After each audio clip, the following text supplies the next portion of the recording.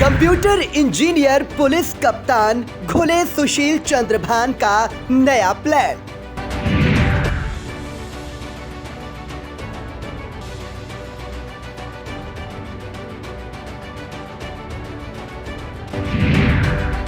दंपति के दरकते रिश्तों को जोड़ रही सीतापुर पुलिस।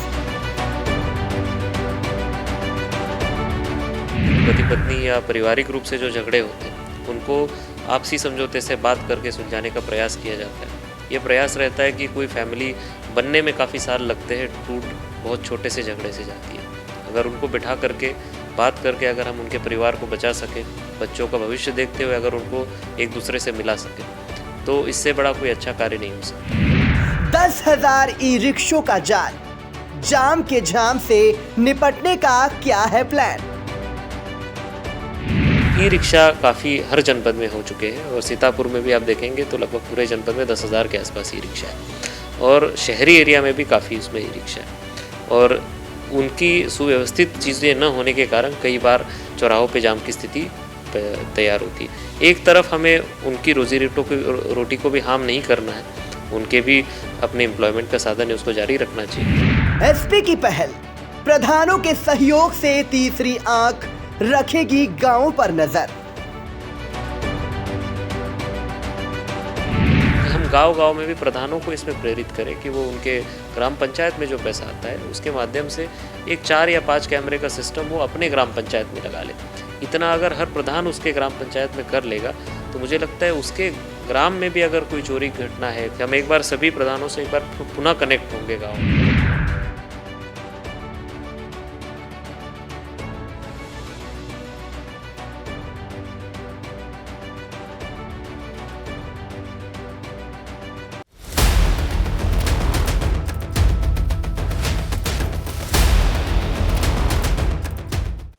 नमस्कार, आप देखना शुरू कर चुके हैं आई इंडिया और मैं हूं पंकज सिंह गौर।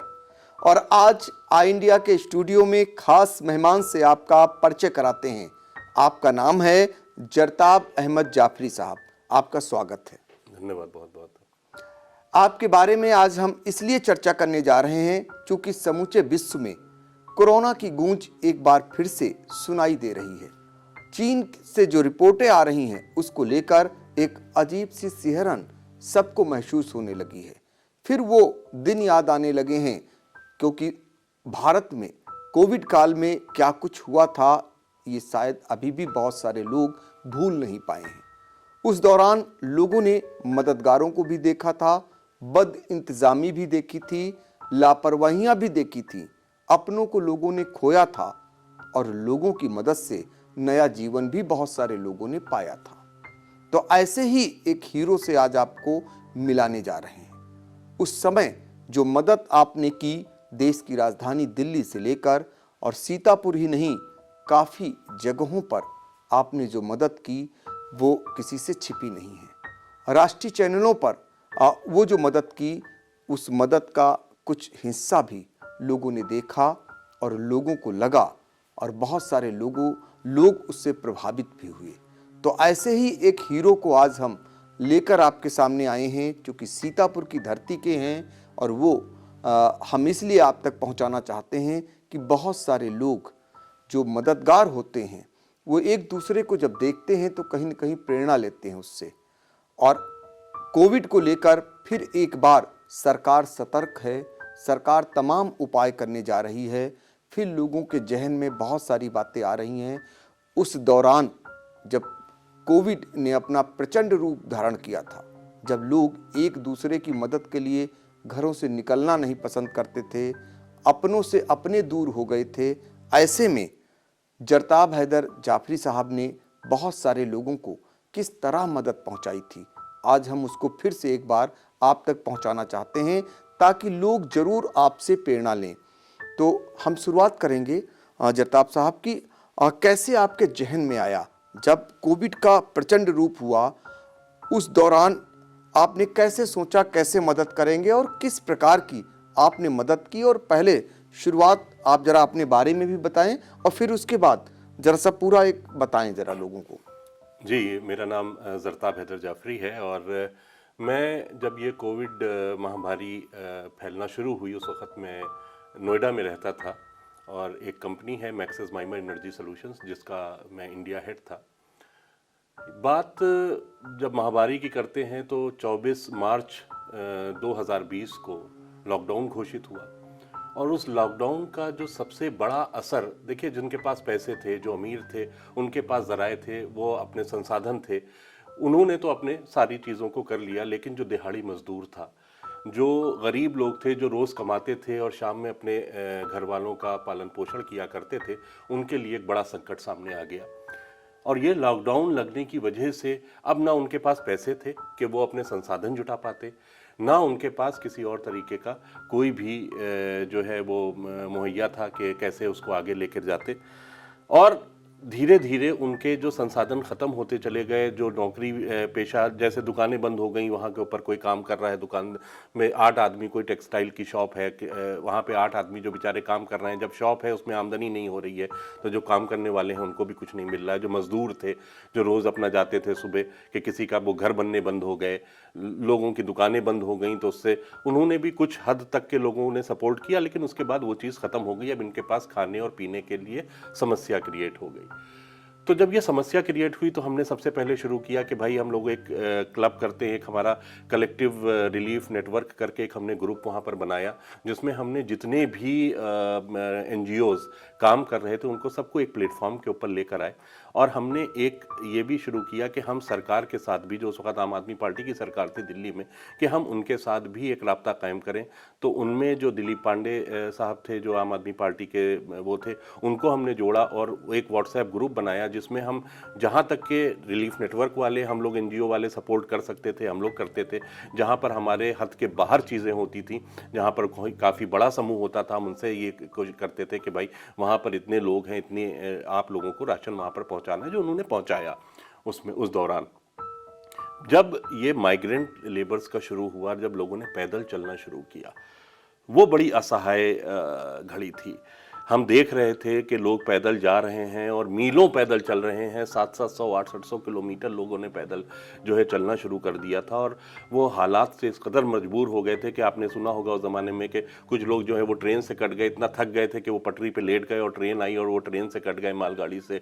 कुछ लोग जो हैं वो किसी और तरीके से चलते चलते जो है उनको दौरे पड़े और वो ख़त्म हो गए। बहुत ही वो थी।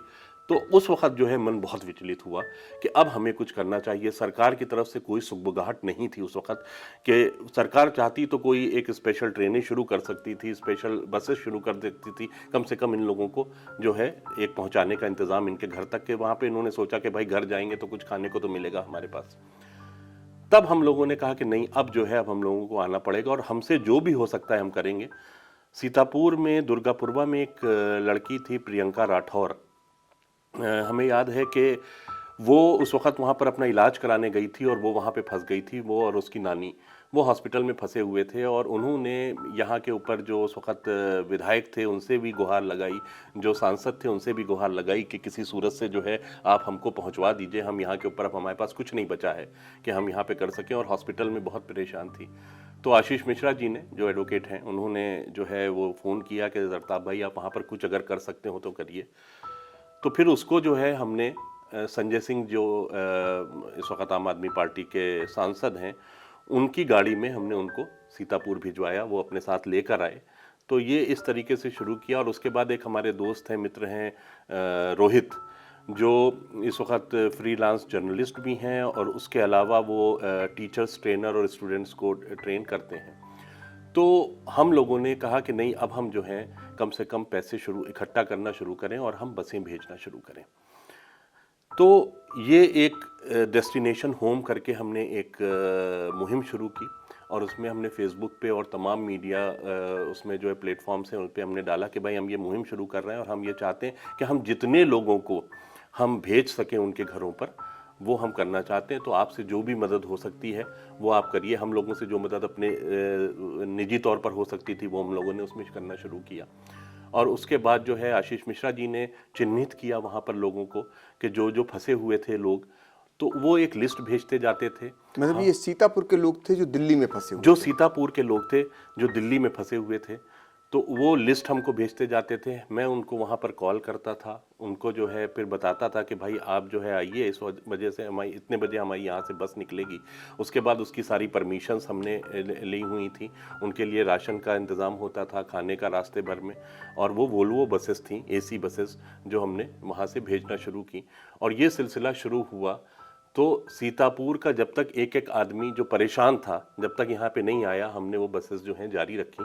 10 बसेस टोटल जो हैं वो सीतापुर हमने भेजी। लगभग कितने लोग ऐसे होंगे जो तकरीबन 350 से 400 लोग आए उस वक्त। 350 से 400 लोग जो हैं सीतापुर उनके ज़रिए आए। उसके अलावा हमने 10 बसें बिहार भी भेजी, क्योंकि बिहार के भी काफ़ी लोग थे। तो इस डेस्टिनेशन होम के ज़रिए हमने तकरीबन 20 बसें भेजी, और 2 ट्रेनों का भी हमने जो है सरकार के साथ कह के कि एक वेस्ट बंगाल के लिए और एक बिहार के लिए जो है उसको खुलवाया। उसके लिए भी हमने जो है सारे जितने भी संसाधन हम इकट्ठा कर सकते थे उसको करने के लिए हमने किए। राशन बहुत ज़्यादा जो है लोगों को दिक्कत आ रही थी जो वहाँ पर रह रहे थे, तो उसके लिए भी जो अलग अलग जगहों पर थे, कोई जनकपुरी में था, तो कोई जो है वो बदरपुर में फंसा हुआ था, कोई आपका जो है वो उसमें गांव में फंसा हुआ था, कपासेड़ा बॉर्डर पे फंसा हुआ था, तो उन तक भी हमने राशन पहुंचाया। तकरीबन 30 से 35 हज़ार फैमिलीज़ तक हम लोगों ने 6 महीने तक के बराबर राशन पहुंचाया। चरसाब भाई, पूरे आपके इसमें कितने लोग ऐसे थे जो आपके समूह में जुड़े और आपका हाथ बटाए? इसमें देखिए, कलेक्टिव नेटवर्क ग्रुप में तकरीबन 10 NGOs थी, और उसमें तकरीबन हर NGO का आप समझ लीजिए 2 लोग जुड़े हुए थे। तो मैं ये कहता हूँ कि 20 से 25 लोग जो थे वो जुड़े थे, जो अपने तौर के ऊपर जो भी मदद कर सकते थे किसी भी तरीके की, जो चाहे राशन से मिला। उसके अलावा हमने कई लोगों को वहाँ पे, सरकार ने चूँकि एक अच्छा रोल प्ले किया था, इसलिए उनका कहना चाहिए कि हम उनको रात को 3 बजे भी फ़ोन करते थे। कि उस वक्त एक बड़ी समस्या एक और आ गई थी कि जो कोविड, चूँकि सारे हॉस्पिटल में सिर्फ कोविड पेशेंट जा रहा था, तो आम जितने, जैसे किसी को गर्भावस्था वाली ये मतलब कि कोई आ गई तो उसको एडमिशन नहीं मिल रहा है हॉस्पिटल्स में, या किसी और को कोई डायलिसिस का है तो उसको जो है डायलिसिस नहीं हो पा रहा है, या किसी और को एकदम से कोई प्रॉब्लम आ गई तो उसको नहीं। तो उस वक्त हमने फ़ोन करके जो हॉस्पिटल्स थे वहाँ के ऊपर इन लोगों को जो है एडमिशन्स करवाए रात में। और इसके लिए मैं ये कहूँगा कि रात के 3-3 बजे भी हम अगर कॉल करते थे तो उस वक्त जो है उन लोगों ने फ़ौरन इस बात को जो है संज्ञान में लिया, और उसमें आगे हॉस्पिटल्स में फ़ोन करके उन्होंने एडमिशन्स कराए। अच्छा, तो ये सब करते समय जब आप ये मदद कर रहे थे आप लोग, तो उस दौरान आप देखते थे कि बहुत सारे लोगों की मृत्यु भी हो रही थी, और बहुत सारे लोग जो है ज़िंदगी और मौत से जंग लड़ रहे थे। कभी आपको डर लगा? नहीं, डर की तो देखिए, अब मौत ऐसी चीज़ है कि जो कभी कह के नहीं आती, और मौत का तो हमने ये देखा है कि 25 साल का आदमी भी बैठे बैठे एकदम से ख़त्म हो जाता है, और बुज़ुर्ग भी चला जाता है। तो मौत जो है वो तो एक बरहक है, वो आनी है, सबके लिए आनी है, तो उससे क्या डरना। लेकिन ये ज़रूर था कि एक इंसान होने के नाते हम जितना कर सकते हैं किसी के लिए। तो मैं तो अपने घर से जब निकलता था तो बिल्कुल मैंने अपना कमरा एक अलग किया हुआ था, मेरे बिल्कुल एंट्रेंस पे था। तो कई रात तो हम आते भी नहीं थे, लेकिन हमने कह दिया था अपने घर पे कि भाई ऐसा है, जब तक ये सब हो नहीं जाता है, जब तक कि आप जो है हमसे दूर ही रहें। तो मैं अपना कभी आया रूम में और उसके बाद फिर मैं निकल जाता था। तो पूरे दोनों चरणों में, खासकर पहले चरण में तो ये रहा कि ये माइग्रेंट लेबर्स की समस्या थी उन तक वो, लेकिन जो दूसरा चरण था वो बहुत खतरनाक था पंकज भाई। जी बिल्कुल। उसमें जो है लोग टूट चुके थे, असहाय हो चुके थे। गवर्नमेंट जो है पूरी प्रणाली असहाय हो चुकी थी, किसी के पास कुछ नहीं समझ में आ रहा था कि कैसे क्या किया जाए। आपको मैं बता रहा हूँ कि ये हालात थे कि लोगों के घरों के अंदर डेड बॉडीज़ पड़ी थी, मतलब पिता की मृत्यु हो गई है, उनकी डेड बॉडी पड़ी है, बच्चा जो है उनका बेटा वो भी पॉजिटिव है, उनकी बहू भी पॉजिटिव है। उन्होंने अपने आप को कमरे में बंद किया है और उनके फ़ोन आते थे कि हमारे पिताजी का देहांत हो गया है, तो आप लोग किसी सूरत से इनको जो है इनका दाह संस्कार करिए। तो उस वक्त फिर हमने एक मुहिम शुरू करी, और उसमें हम लोगों ने बहुत से शवों का दाह संस्कार किया। उसमें हम लोगों ने अलग अलग जो घाट थे वहाँ के ऊपर जो है पुजारी थे, उनसे टाइम लिया कि भाई हम जो है, अगर इतनी जो हॉस्पिटल्स थे वो हमको फ़ोन करते थे कि हमारी मॉर्चरी जो है वो फुल हो गई है, आप इतनी लाशें हैं जिनको लेने वाले लोग नहीं हैं, तो आप इनको प्लीज़ ले जाइए और इनको जो है। तो हमने उनके दाह संस्कार शुरू किए। तो वो वहाँ पर वो था। सिलेंडर्स को लेकर एक मतलब ऐसी मार मची हुई थी कि जो एक सिलेंडर आपका 10 लीटर का जो आज से 300-400 रुपए में मिल जाता है, वो 25 से 30-30 हज़ार में मिल रहा था, और उसकी किट जो थी वो तो मिल ही नहीं रही थी। तो ऐसे में मुझे ध्यान आया कि सीतापुर जैसे, जब दिल्ली के अंदर ये हालत है तो सीतापुर जैसे छोटे शहर में तो मतलब बिल्कुल इस वक्त त्राहिमाम मची होगी। तो मैंने किसी सूरत से एक 5 सिलेंडर्स का इंतज़ाम किया और उसको मैं दिल्ली से लेकर आया यहाँ के ऊपर, और उसकी किट्स वगैरह लेकर आए। और फिर यहाँ पर जितने लोग भी थे, यहाँ पे शरद दीक्षित है हमारे एक मित्र हैं, वो उसमें जुड़े, और उन्होंने भी, आसिम जो हमारे भाई हैं वो जुड़े यहाँ पर, और उन्होंने भी इस तरीके से जिसको भी ज़रूरत जैसा भी कर सकते थे उस ज़माने में करने की कोशिश की। तो हमारा तो सिर्फ ये था कि कोशिश ही हम कर सकते थे, बाकी ऊपर वाले के हाथ में था कि वो जो कुछ जिसको जीवन उसने देना चाहा दिया। बिल्कुल। तो जिस समय लोग कोस रहे थे, बहुत सारे ऐसे लोग होते हैं जो समय समय पर हिंदू मुस्लिम जैसे शब्दों का इस्तेमाल कर एक दूसरे के प्रति नफरत उगलते हैं।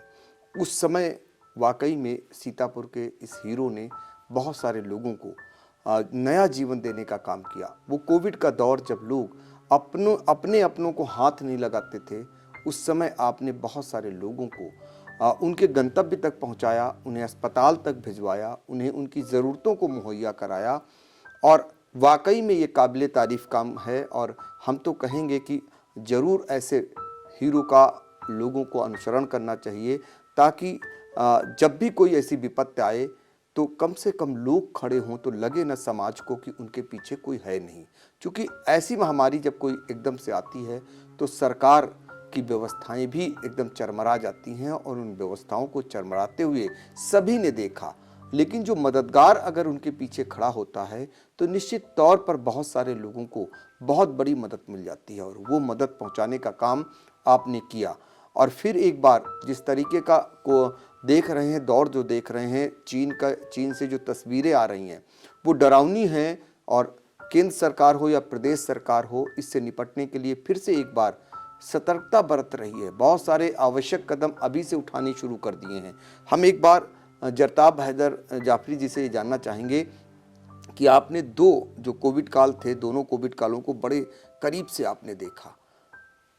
ऊपर वाला करे कि कोविड आए ना यहाँ पर, अगर कहीं कोई ऐसी गुंजाइश होती है, ऐसी स्थितियाँ बनती हैं, तो जो कमियाँ पिछले साल रह गई थी, जहाँ सरकार की चूक हुई थी, जहाँ लोग एक दूसरे को मदद नहीं कर पाए थे, वो ऐसे कौन कौन से कदम हैं जो उठाए जाने की आवश्यकताएं हैं, लोगों को ध्यान देने की ज़रूरत है?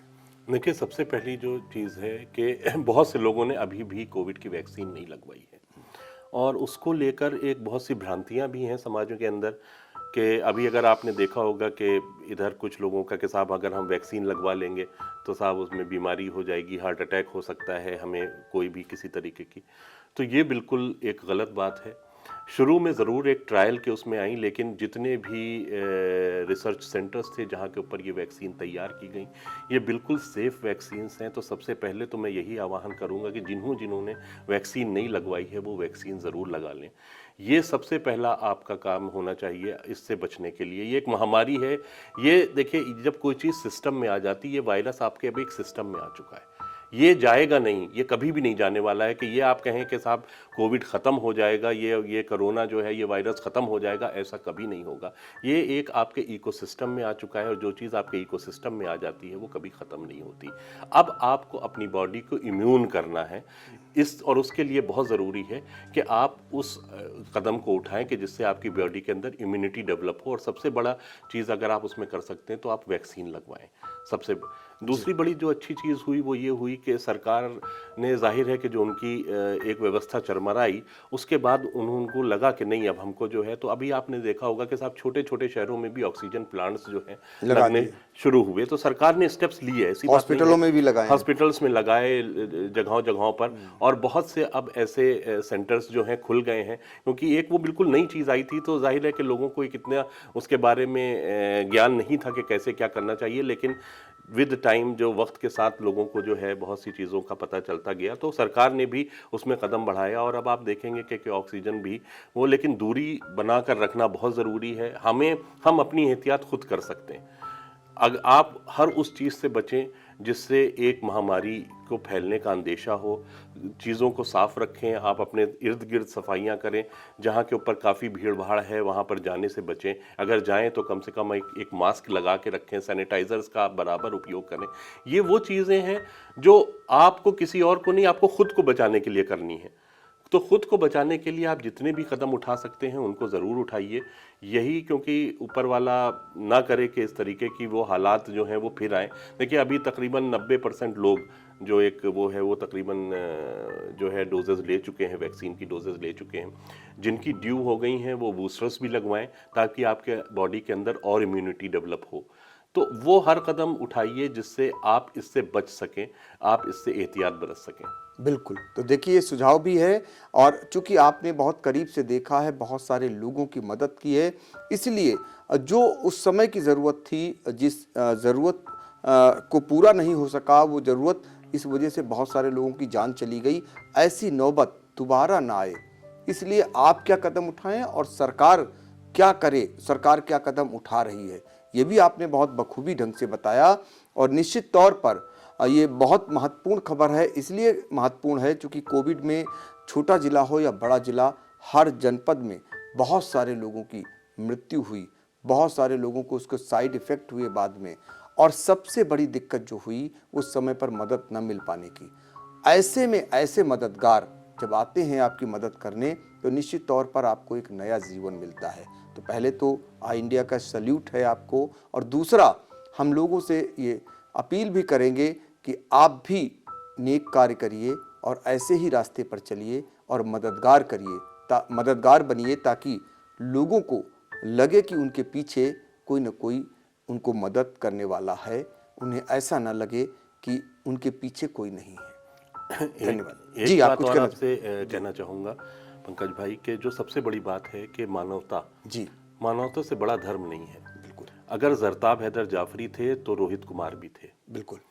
और अपूर्वानंद भी थे, शरद दीक्षित भी थे और आशीष मिश्रा भी थे। बिल्कुल। तो उसमें कभी भी किसी भी तरीके से कोई धर्म का वो नहीं था कि हम कोई धर्म से प्रेरित होकर कोई काम कर रहे थे। हमारा सिर्फ और सिर्फ एक मिशन था कि जो इंसान है, इंसानियत से बढ़कर कोई धर्म नहीं है जी। जो लोगों ने एक इस तरीके का एक हमारे समाज में जो ये नफरत की गंदगी फैल रही है, इसको हम जब सामने आएंगे, आपस में एक साथ, एक हाथ से हाथ जोड़ कर चलेंगे, तभी हम इस चीज़ को, नफरत को ख़त्म कर सकते हैं। मोहब्बत ही सिर्फ एक जो है उपचार है। और अगर आपको ये लगता है कि आपका पड़ोसी, उसको मदद की ज़रूरत है, तो बिल्कुल ये मत सोचिए कि वो किस धर्म का है या किस जात का है। आपका सबसे पहला जो है वो धर्म ये बनता है कि उसकी जाकर आप मदद करिए, अगर आपके पास संसाधन हैं। बिल्कुल। तो देखिए मोहब्बत ही एक उपचार है, और इस मोहब्बत को बनाए रखें तो निश्चित तौर पर उपचार मिलता रहेगा। ये सुझाव भी है। तो आज के लिए इतना ही, हमें दीजिए इजाज़त। फिर हम किसी नए व्यक्ति से परिचय आपका कराएंगे और उनके नेक कार्यों को आप तक पहुंचाने का काम करेंगे। धन्यवाद। धन्यवाद बहुत बहुत।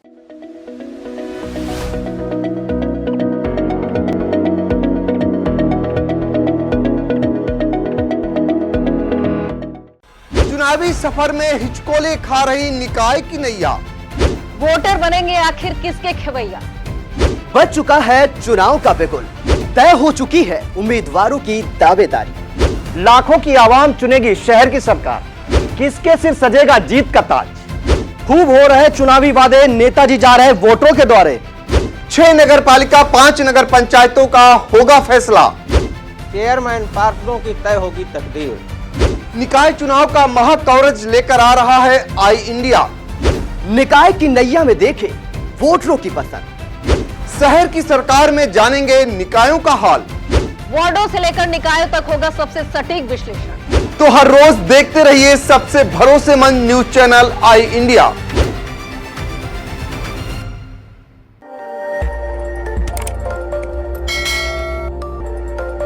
खबर आपकी, नजर हमारी। देखते रहिए आई इंडिया।